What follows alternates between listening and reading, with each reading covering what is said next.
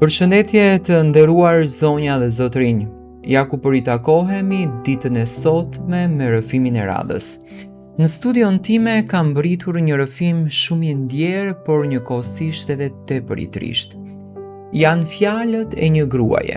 Një gruaj që ka bërë tradhtin drejt bashkëshortit të saj, por që këtë tradhti në fakt e mban të fshehur në vete.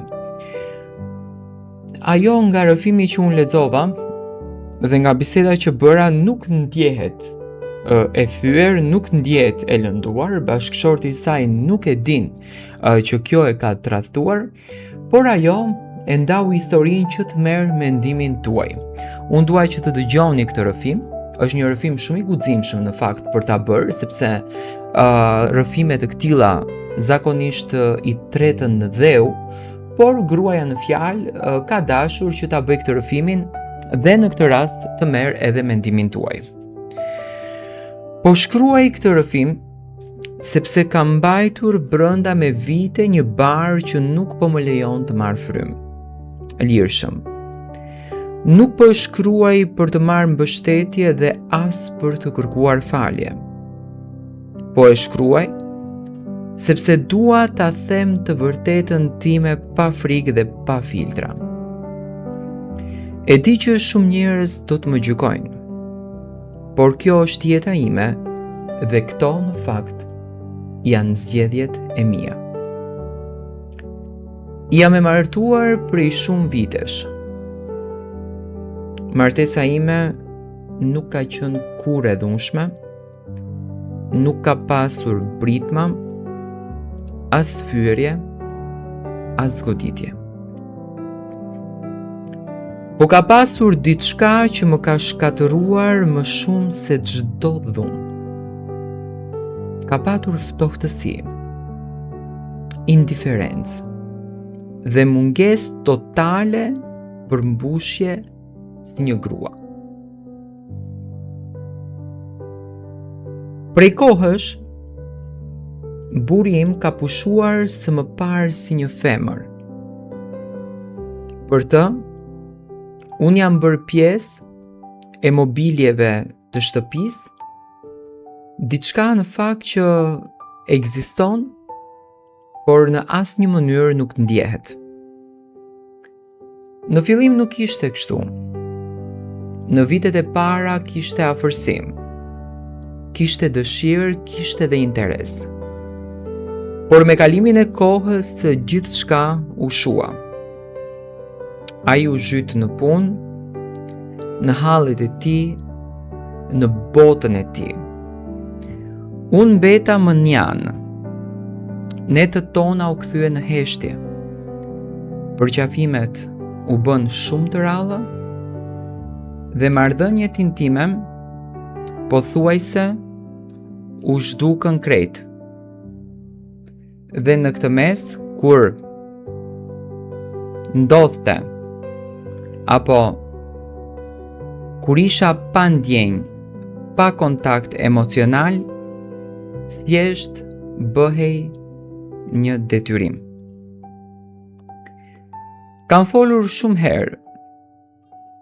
I kam thënë se nuk ndihem e dashur, se nuk ndihem e dëshiruar, se po shuhem si grua. Ai në fakt ose nuk më dëgjonte, ose i minimizonte fjalët e mia. Më thoshte se po egzagjeroja, se të gjithë martesat më thoshte janë kështu, se duhej të isha e kënaqur që nuk më mungonte asnjë gjë materiale. Por unë nuk kërkoja lukse.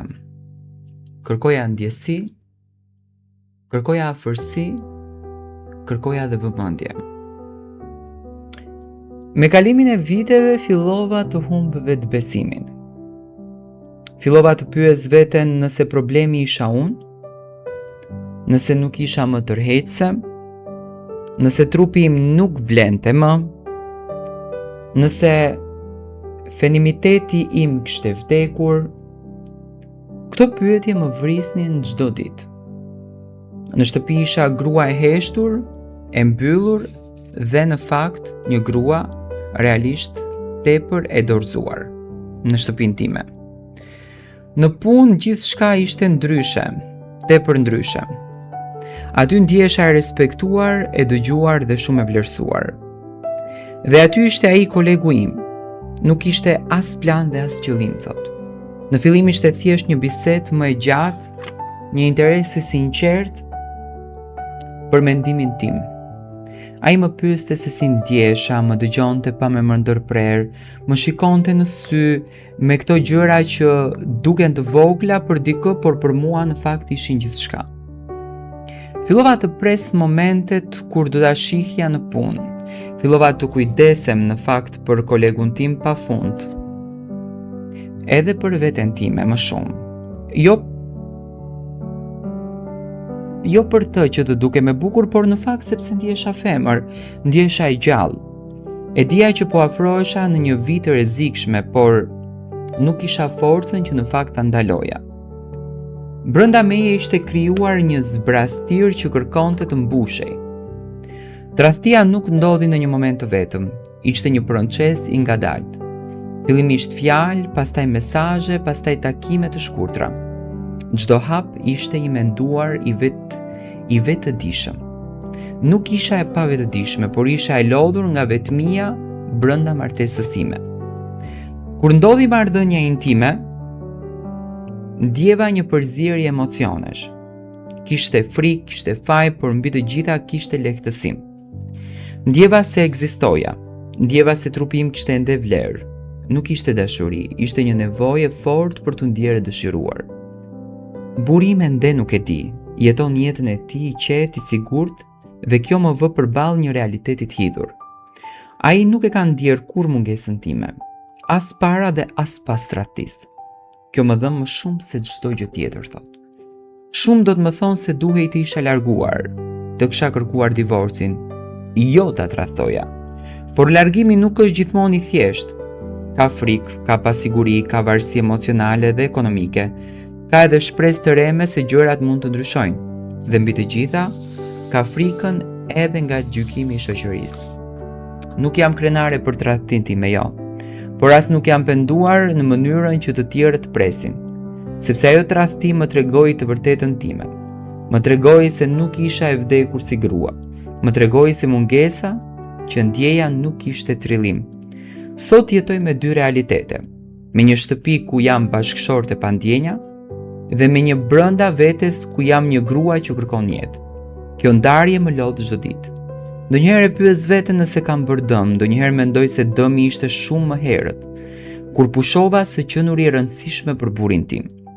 Shoqëria do të më gjykoj pa e ditur historinë time, do të më shoh vetëm fjalën tradhti, do të mbyll librin, por jeta nuk është të bardhëzi, ka shumë gri në këtë mes dhe unë jetoj pikërisht në atë gri. Ky rrëfim nuk është për të nxitur tradhtin, është për të hapur një diskutim të ndershëm. Çfarë ndodh me gratë që jetojnë në martesa të ftohta? Çfarë ndodh me dëshirën e tyre, me trupin e tyre, me shpirtin e tyre? Sot nuk e di se çfarë do të bëj nesër, nuk e di nëse do ta vazhdoj këtë martesë apo do gjej guximin që të largohem, di vetëm një gjë. Nuk dua të jetoj më duke shuar çdo ditë veten time. Tani fjala është e juaja. Në fakt kjo grua kërkon ndihmën tuaj, të merr mendimin tuaj se çfarë do të thotë tradhtia dhe pse mendoni se kjo e ka bërë tradhtin. Unë dua që ju të komentoni, të lërni komentin tuaj për rastin e kësaj gruaje të nderuar dhe dua të marr mendimin tuaj. Tradhtia e kësaj gruaje duke që nuk ka ardhur nga qefi, por ju do ta vlerësoni vetë të gjë.